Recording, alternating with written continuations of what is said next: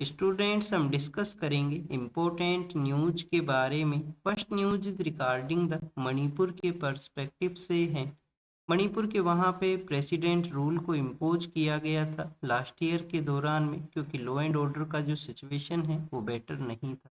अब आप देखिए कि प्रेसिडेंट रूल को एंड करते हुए न्यू चीफ मिनिस्टर का वहाँ पे अपॉइंटमेंट हुआ है और पावर शेयरिंग को कैरी आउट किया जा सके इसके रिगार्डिंग में न्यू चीफ मिनिस्टर के साथ में 2 डिप्टी सीएम्स हैं, उनको भी वहाँ पे अपॉइंट है वो किया गया। यूपीएससी के एग्जाम से रिलेटेड क्या बेसिक इंफॉर्मेशन आपको पता होना चाहिए, तो फर्स्ट ऑफ ऑल स्टूडेंट्स आपको यहाँ पे प्रेसिडेंट रूल के बारे में जानकारी है वो होना चाहिए कि हमारे कॉन्स्टिट्यूशन के अंदर में प्रेसिडेंट रूल के बारे में कहाँ पे मेंशन किया गया है, क्या ग्राउंड्स हैं उनको भी बताया गया है कि इन ग्राउंड्स के बेसिस के ऊपर में प्रेसिडेंट रूल है उसको इम्पोज किया जाए। तो आप देखिए कि इमरजेंसी प्रोविजंस के बारे में जब आप रीड करते हो तो इमरजेंसी प्रोविजन का जो पार्ट है वहीं पे ही प्रेसिडेंट रूल के बारे में भी मेंशन किया गया। तो प्रेसिडेंट रूल को काफ़ी बार स्टेट इमरजेंसी के रूप से भी कंसिडर है वो किया जाता है। आर्टिकल 356 है, आर्टिकल 365 है, वहाँ पे रूल्स के बारे में बताया गया है।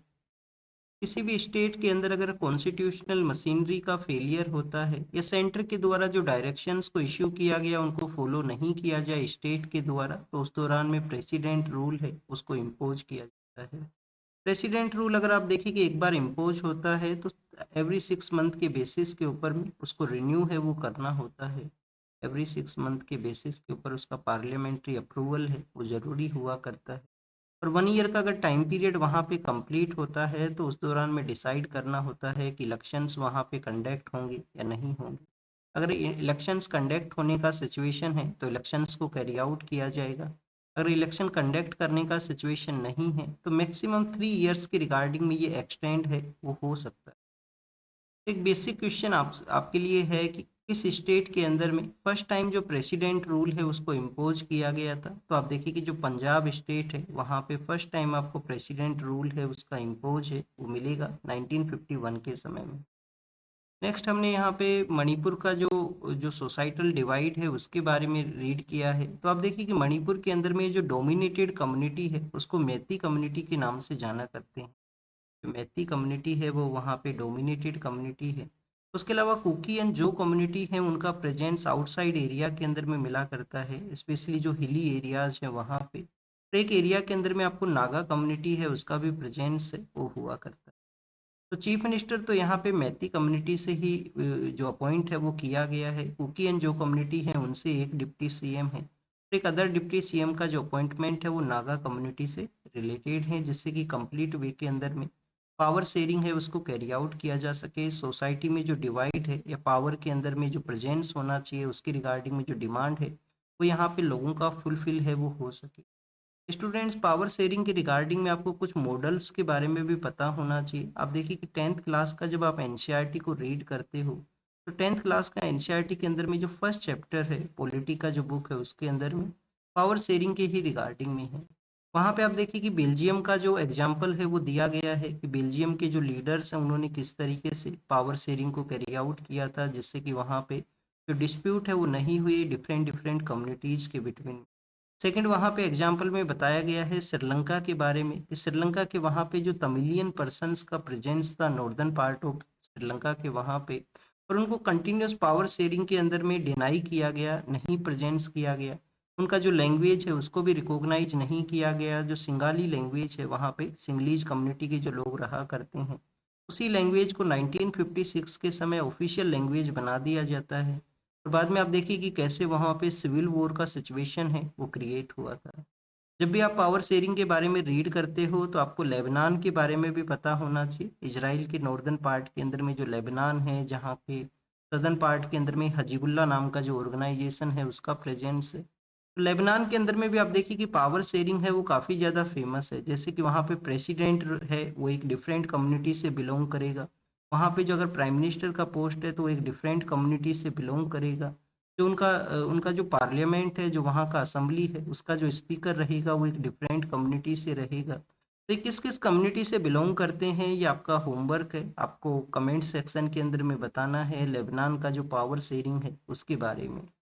नेक्स्ट अगर हम बात करें स्टूडेंट्स मणिपुर के स्टेटहुड के पर्सपेक्टिव से, तो आप देखिए कि 1972 के समय 3 स्टेट्स वो क्रिएट किए गए थे मणिपुर के वहाँ पे, और आप सॉरी नॉर्थ ईस्ट के वहाँ पे, जिसमें एक मणिपुर भी है। मणिपुर के अलावा आप देखिए कि मेघालय है, मेघालय के अलावा त्रिपुरा है, और 2 यूटी हैं वो बना दी जाती हैं उस समय में। अरुणाचल प्रदेश और मिजोरम को, फार ईस्ट का जो नॉर्दर्न पार्ट है वो अरुणाचल प्रदेश है, सदर्न पार्ट है वो मिजोरम है, इन दोनों को यूटी बना दिया गया था। और इनको जो स्टेटहुड है वो 1987 के समय में मिलता है। नेक्स्ट आप देखिए कि चीफ मिनिस्टर के अपॉइंटमेंट के बारे में देखें, तो चीफ मिनिस्टर का अपॉइंटमेंट है वो गवर्नर के द्वारा किया जाता है, गवर्नर यहाँ पे अपॉइंट किया करते हैं। कॉन्स्टिट्यूशन का जो आर्टिकल 163 है, जिसके अंदर में चीफ मिनिस्टर के बारे में, काउंसिल ऑफ मिनिस्ट्री है उसके बारे में मेंशन है, वो किया गया है। और हमारा जो एग्जीक्यूटिव का जो सेक्टर है उसका बैकबोन हुआ करता है काउंसिल ऑफ मिनिस्ट्री जो है। काउंसिल ऑफ मिनिस्ट्री के बारे में कुछ लिमिटेशंस भी हैं। पहले तो नंबर ऑफ पर्सन्स है जिनको मिनिस्टर है वो बना दिया जाता था 91st के अंदर में, 91st कॉन्स्टिट्यूशन अमेंडमेंट एक्ट के थ्रू लिमिटेशन को इम्पोज किया गया कि यहाँ पे ओनली जो असेंबली का जो स्ट्रेंथ है उसका 15% लोगों को ही आप मिनिस्टर हैं वो अपॉइंट करोगे। इसके अलावा मिनिमम का भी एक लिमिटेशन है कि मिनिमम 12 पर्सन है वो एज ए मिनिस्टर के रूप से यहाँ पे होने चाहिए मिनिस्ट्री के अंदर में। तो बेसिकली मणिपुर के बारे में बेसिक्स हमने देखा। नेक्स्ट अगर हम रीड करें स्टूडेंट्स, चिल्ड्रंस के बारे में है कि कैसे डिजिटल एडिक्शन है वो उनको इस तरीके के डिसीजंस लेने के लिए मजबूर करता है, कैसे उनको, अब देखिए कि जो उनका सोचने का जो क्षमता है, जो थिंकिंग कैपेसिटी है, उसको भी यहाँ पे जो डिक्लाइन है वो करता है। तो गाजियाबाद के वहाँ पे 3 माइनर गर्ल्स हैं जिनको जिनको आप देखिए कि फ़ोन का एडिक्शन था, पेरेंट्स ने रेस्ट्रिक्शन है वो लगाया गया, और उसके बाद में उनके द्वारा सुसाइड काइंड ऑफ जो स्टेप है वो ले लिया गया है। एग्जाम के लिए क्या इंपॉर्टेंट है, आप देखिए कि एग्जाम इकोनॉमिक सर्वे अभी जो रिसेंटली पब्लिश हुआ है, तो इकोनॉमिक सर्वे के अंदर में भी हमारा जो यूथ है उसमें डिजिटल एडिक्शन का इंक्रीज होने को एक रीजन बताया गया है एक चैप्टर के अंदर में। तो कैसे मोबाइल फ़ोन का जो जो यहाँ पे एडिक्शन है वो किस तरीके से इम्पेक्ट करता है, ओवरऑल जो मेंटल ग्रोथ है उसको यहाँ पे इम्पेक्ट करता है। मेंटल हेल्थ का जो प्रॉब्लम्स है वो इंक्रीज होने लगे हैं, टू मच स्क्रीन है उसको यहाँ पे यूज करने की वजह से। लास्ट ईयर हमने ऑक्सफोर्ड का, आप देखिए कि जो एक वर्ड ऑफ द ईयर जो ऑक्सफोर्ड के द्वारा जो जो चूज किया गया था उसका नेम था brain rot. Brain rot basically क्या है, ब्रेन रोट वो सिचुएशन है आप कंटिन्यूस डिजिटल कंटेंट को कंज्यूम करते हो, तो डिजिटल कंटेंट जो है वो आपका डे बाय डे आपका थिंकिंग कैपेसिटी है उसको भी आप देखिए कि डिक्लाइन करता है, और ओवरऑल आपका जो क्वालिटी ऑफ कंटेंट है वो भी यहाँ पे डिक्लाइन है वो होता है। रिसेंटली आप देखिए कि ऑस्ट्रेलिया नाम का जो कंट्री है उन्होंने कुछ रेस्ट्रिक्शंस को इम्पोज किया था कि मिनिमम जो 16 ईयर से कम के जो पर्सन हैं, जो चिल्ड्रंस हैं, उनको सोशल मीडिया का जो यूज है वो नहीं अलाउ किया जाएगा, उनको सोशल मीडिया प्लेटफॉर्म्स है वो नहीं यूज होंगे। तो एज स्पेसिफिक कुछ रेस्ट्रिक्शंस लाई गई। कुछ ऐसे भी कंट्रीज के एग्जाम्पल हैं जिन्होंने 2004-5 के समय अपना जो एजुकेशन सिस्टम है उसको कम्प्लीटली डिजिटल किया था। बाद में आप देखिए उसका जो इस तरीके से मेंटल इम्पैक्ट होने लगे, उस तरीके के केसेज आने लगे, तो उन्होंने अपना जो कम्प्लीटली एजुकेशन सिस्टम है उसको पेन एंड पेपर मोड के अंदर में चेंज है वो किया। तो too much addiction, too much जो स्क्रीन टाइमिंग है उसके इम्पैक्ट हैं वो हुआ करते हैं मेंटल हेल्थ के ऊपर में।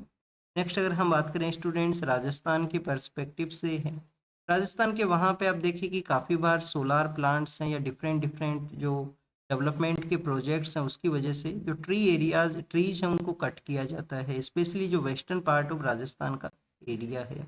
और वहाँ पे आप देखिए कि एक ट्री हुआ करता है जिसको कि खेजड़ी के नाम से जाना करते हैं।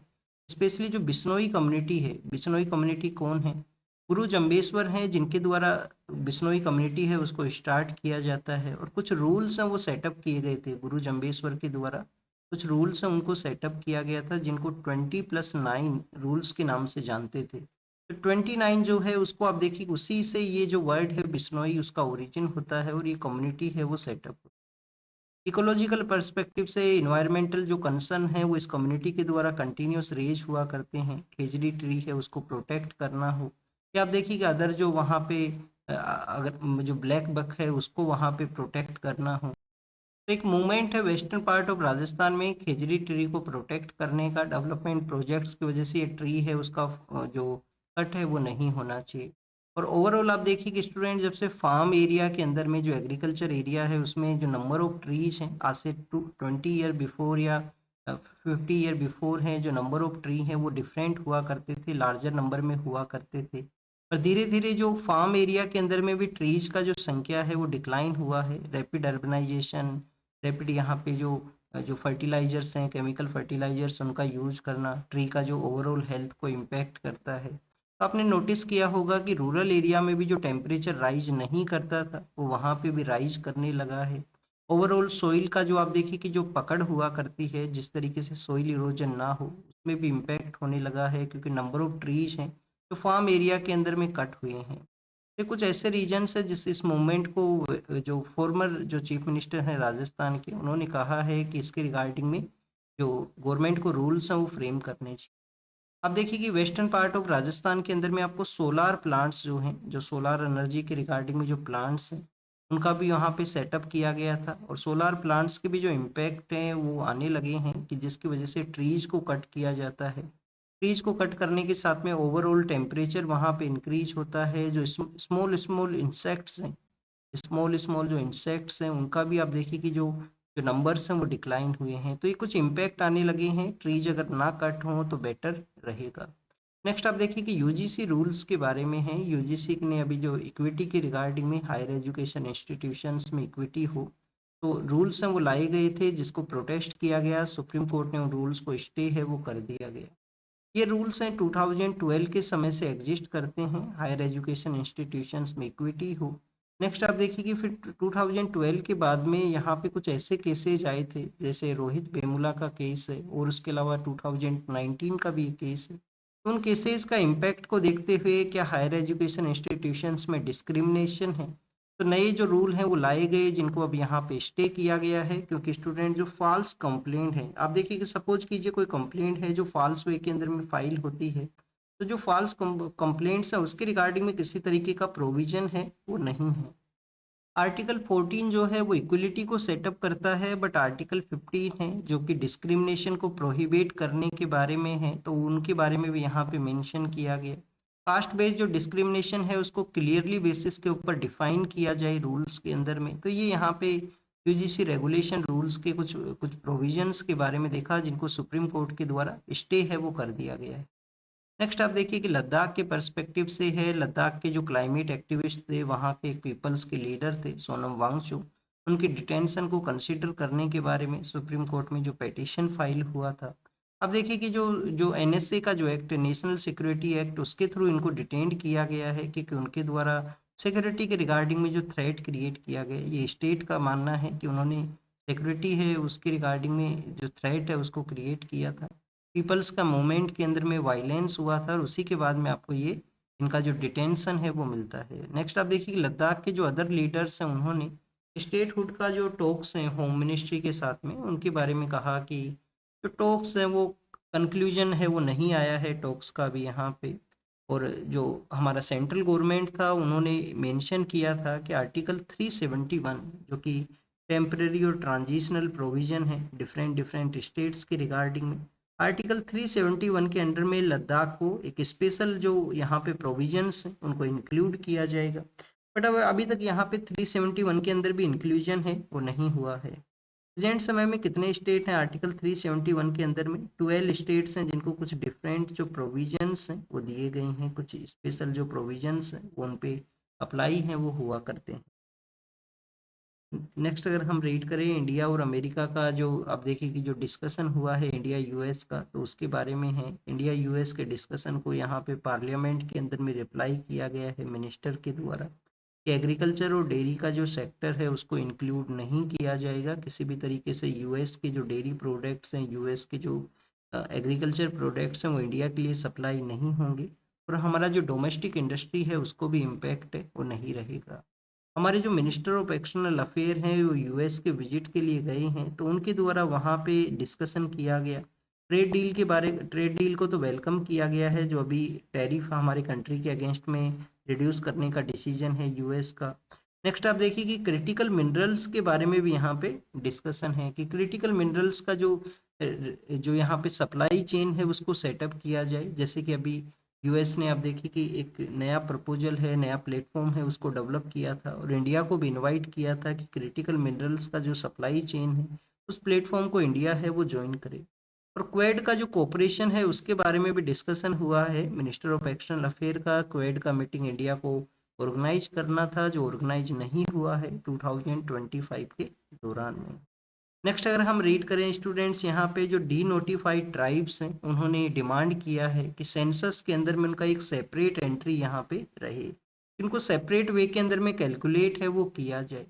स्टूडेंट्स यहाँ पे first time D notified tribe के द्वारा ये डिमांड हुआ है। आप देखिए कि झारखंड के पर्सपेक्टिव से हम रीड कर चुके हैं कि झारखंड के वहाँ पे जो ट्राइबल कम्युनिटी का डिमांड था कि उनको जो सरना नाम का जो रिलीजन कैटेगरी है उसमें इंक्लूड किया जाए। सरना एक रिलीजियस कैटेगरी हुआ करता था ट्राइबल कम्युनिटीज का, जो कि कॉलोनियल एरा के समय इनका कैलकुलेशन में यूज है वो किया जाता था। इनको जो यहाँ पे रिलीजन बेसिस के ऊपर में आप देखिए कि डिफरेंट कैटेगराइज है वो किया जाता था, जो इनका भी यहाँ पे डिमांड है। डीनोटिफाइड ट्राइब्स जिनको कि 1871 के समय क्रिमिनल ट्राइब का स्टेटस दे दिया गया था ब्रिटिश अथॉरिटीज के द्वारा, बाद में इनको डीनोटिफाइड ट्राइब का स्टेटस मिलता है इंडिपेंडेंस के बाद में 1951 के समय में।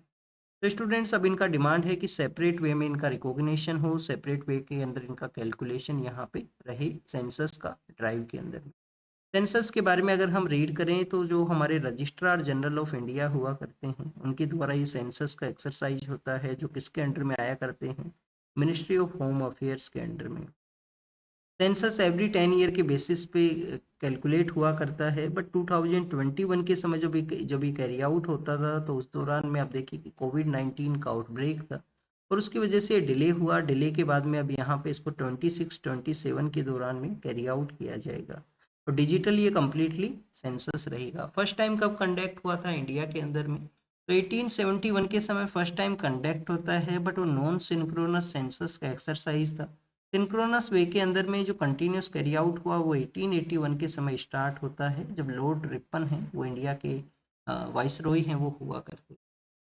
नेक्स्ट आप देखिए कि वर्ल्ड के पर्सपेक्टिव से यहाँ पे मेंशन किया गया पाकिस्तान के बारे में है कि पाकिस्तान के अंदर में जो टेररिस्ट पर्सन हैं, जो सेपरेटिस्ट पर्सनस हैं, उनको एलिमिनेट किया गया है। एग्जाम के लिए नहीं इम्पोर्टेंट है। कल हम बलूचिस्तान रीजन के बारे में रीड किए थे कि बलूचिस्तान रीजन है वो कैसे चाइना पाकिस्तान इकोनॉमिक कॉरिडोर के लिए भी इम्पोर्टेंट है, क्रिटिकल मिनरल्स हैं उसके सप्लाई के लिए भी इम्पोर्टेंट है। इस वजह से वहाँ पे मिलिट्री अपना डोमिनेशन है उसको कैरी आउट करना चाहता है। ह्यूमन राइट वॉच के द्वारा यूएस का जो सिचुएशन है उसको मेंशन किया है कि ऑथोरिटेरियन स्टेट के रूप से यूएस का टर्निंग हुआ है, जो कि एक डेमोक्रेटिक कंट्री था और वहाँ पे कंटिन्यूस प्रेसिडेंट के द्वारा जिस तरीके से डिसीजंस लिए गए हैं, तो ये ह्यूमन राइट वॉच का एक रिपोर्ट के अंदर में। फिर आप देखिए कि नाइजीरिया के बारे में है। नाइजीरिया के अंदर में बेसिकली जो किलिंग को बताया गया है, नाइजीरिया में यूएस के द्वारा भी एक स्ट्राइक को कैरी आउट किया गया था नॉर्दर्न पार्ट ऑफ नाइजीरिया के वहाँ पे। और आप देखिए कि नाइजीरिया डिवाइड है, एक पार्ट के अंदर में आपको इस्लामिक जो फॉलोवर्स हैं, जो रिलीजियस से बिलोंग करने वाले पर्सनस का प्रेजेंस है, अदर पार्ट के अंदर में जो क्रिश्चियन पर्सनस हैं उनका प्रेजेंस। और क्रिश्चियंस को टारगेट करते हुए वहाँ पे कुछ किलिंग्स हैं वो हुए थे। उसके बाद में यूएस ने जो स्ट्राइक है वो कैरी आउट किया कि आईसिस का जो ग्रुप है उसका रीइमर्जेंस हुआ है नाइजीरिया के वहाँ पे। Gulf of Guinea western part of Africa के वहाँ पे सिचुएटेड है, तो उसी एरिया में नाइजीरिया का भी प्रेजेंस है।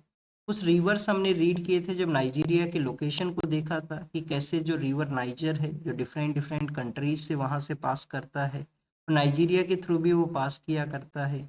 एक हमने जो लेक चेड है उसके बारे में देखा था कि जो लेक चेड का एरिया है वो कैसे वहाँ पे 4 कंट्रीज से अपना बॉर्डर है वो शेयर करता है, जिसमें नाइजीरिया भी है। तो नाइजीरिया का लोकेशन आपको अपने एटलस के ऊपर में प्रैक्टिस है वो करना चाहिए। नेक्स्ट आप देखिए कि स्टूडेंट्स यहाँ पे ताइवान का जो सिचुएशन है उसके बारे में है, जो चाइनीज जो लीडर हैं और यूएस के जो लीडर हैं उनके डिस्कशन को यहाँ पे बताया गया कि म्यूचुअल रिस्पेक्ट को कैरी आउट करना चाहिए। तो ताइवान के रिगार्डिंग में इंटरवेन है वो नहीं होना चाहिए। चाइना जो है ताइवान को वन चाइना पॉलिसी के अंडर में कंसिडर है वो किया करता है।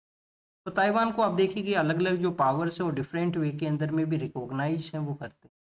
नेक्स्ट अगर हम बात करें स्टूडेंट्स यूएस और ईरान के बारे में है। यूएस और ईरान के अंदर में आप देखिए कि ड्रोन को जो एलिमिनेट किया गया है उसके बारे में वहाँ की सिचुएशन को बताया गया। कंटिन्यूस हम रीड कर चुके हैं बहुत यहाँ पे जो कन्फ्लिक्ट सिचुएशन है। फिर आप देखिए कि क्यूबा को अब जो चैलेंज किया गया है, वेनेजुला के बाद में क्यूबा को जो चैलेंज किया गया है उसके बारे में यहाँ पे मेंशन है। कि निकोलस मुद्रो का जो वहाँ पे जो इंटरवेन करते हुए उनको ले जाया गया, उसके बाद में क्यूबा को जो चैलेंज किया गया, कैसे ये कन्फ्लिक्ट है कैरेबियन जो एरिया है उसके अंदर में कैसे कंसर्न्स को रेज करता है। नेक्स्ट अगर हम रीड करें स्टूडेंट्स, एशियाटिक चीताज के बारे में है कि एशियाटिक चीताज जो कि ब्रीड किए गए थे सऊदी अरेबिया के वहाँ पे, अब उनको यूज करते हुए नियर एक्सट्रीम सिचुएशन में ये जो हैं उनको रिवाइल्ड है वो किया जा सकता है। तो ये बेसिकली आप देखिए कि कैसे ये कैरी आउट होगा, साइंटिफिक वे के अंदर में इसका डिस्कशन है वो किया गया है। आपको एग्जाम के लिए क्या पता होना चाहिए, कोई प्रोसेस अगर एग्जिस्टेंस में आएगा तो उसको हम आपको टेलीग्राम चैनल के ऊपर में क्वेश्चंस के थ्रू यहाँ से आपसे पूछेंगे। एग्जाम के लिए आपको ये पता होना चाहिए कि जो एशियाटिक चीताज हैं प्रेजेंट समय के अंदर में ईरान के अंदर में उनका ओनली प्रेजेंस है। इंडिया को जो ईरान के द्वारा डिनाई इस वजह से कर दिया गया था एशियाटिक चीता देने से कि ऑलरेडी उनके नंबर्स है वो 40 के अराउंड 40-50 के अराउंड में है।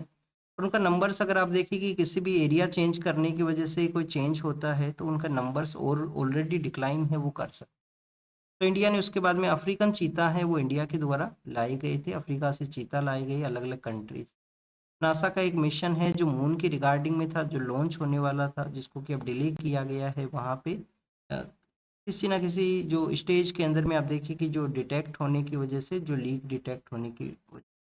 नेक्स्ट इंडिया और यूएस का जो ट्रेड डील है उसके बारे में डिस्कशन है कि इकोनॉमिक डिप्लोमेसी से क्या यहाँ पे गेन है वो रहेगा। तो फर्स्ट ऑफ ऑल तो यहाँ पे जो एफटीएज हैं उनके बारे में डिस्कशन है कि जो फ्री ट्रेड एग्रीमेंट हमने यूरोपियन फ्री ट्रेड एसोसिएशन के साथ में साइन किया, फ्री ट्रेड एसोसिएशन के साथ में आप देखिए कि यूके के साथ में हमने यहाँ पे साइन किया है, यूनाइटेड अरब अमीरात है, न्यूजीलैंड के साथ में भी हमारा डिस्कशन हुआ है। तो ये यूएस के साथ में जो पार्टनरशिप का जो नेटवर्क ग्रो हुआ है कैसे ये हमको पॉजिटिव रिजल्ट्स हमको प्रोवाइड करेगा।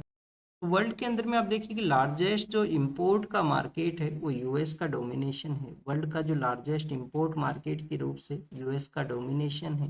बट इंडिया के लिए अगर हम बात करें तो यूएस जो है वो इंडिया के लिए आप देखिए लार्जेस्ट एक्सपोर्ट का डेस्टिनेशन है, इंडिया का जो एक्सपोर्ट है वो लार्जर वे के अंदर में यूएस के वहाँ पे हुआ करता है। कल हमने एग्जैक्ट नंबर्स को भी देखा था कि बायलिटरल ट्रेड के अंदर में कितना ट्रेड है जो इंडिया एक्सपोर्ट करता है यूएस के वहाँ पे। फिर आप देखिए कि अब जो टैरिफ जो इम्पोज हुआ इंडिया के अगेंस्ट में उसका इम्पैक्ट वो देखने के लिए मिला था, हम लार्जर वे में जो एक्सपोर्ट है वो नहीं किया करते थे। तो फर्स्ट ऑफ ऑल आप देखिए कि रिलीफ कैसे प्रोवाइड करेगा, एक तो इकोनॉमिक सिचुएशन के अंदर में रिलीफ रहेगा कि जो हमारा इकोनॉमिक जो कंस्ट्रेंट्स हुआ था जो एक्सपोर्ट नहीं हो पा रहा था वो कैरी आउट होगा। जिन कंट्रीज से हमारा कंपटीशन स्टार्ट हुआ था साउथ ईस्ट एशिया की जो कंट्री हैं जिनका लार्जर एक्सपोर्ट होने लगा था यूएस के लिए, उस कंपटीशन को भी यहाँ पे बैलेंस वो किया जाएगा। थर्ड आप देखिए कि इसका जो इम्पोर्टेंस है वो स्ट्रेटजिक इम्पोर्टेंस भी है। स्ट्रेटजिक इम्पोर्टेंस किस तरीके से, एक तो क्वेड के रिवाइवल के लिए इसका स्ट्रेटजिक इम्पोर्टेंस है, सप्लाई चेन का जो रेजिलियंस है एक ट्रस्टेड पार्टनर के रूप से यहाँ पे कंट्रीज सेटअप हो सके इस वजह से भी इसका इम्पोर्टेंस है। और अलग अलग एरिया है, सिर्फ बायलेटरल ट्रेड ही नहीं है, टेक्नोलॉजिकल ट्रांसफर हो, डिफेंस एनर्जी का सेक्टर हो, हाई वैल्यू मैन्युफैक्चरिंग का एरिया हो, उन सब एरियाज के अंदर में भी ये गेन है जो पॉजिटिव रिजल्ट है वो प्रोवाइड करेगा यूएस और इंडिया का ये जो डील है। लेकिन कुछ कुछ पॉजिटिव आउटकम्स के बारे में यहाँ पे रीड किया गया। This is all the information related to the today's newspaper. आप इसको रीड कीजिए, रिवाइज कीजिए, जो भी इंफॉर्मेशन आपको मिला है उसको नोट डाउन कीजिए। Thank you students, thank you very much.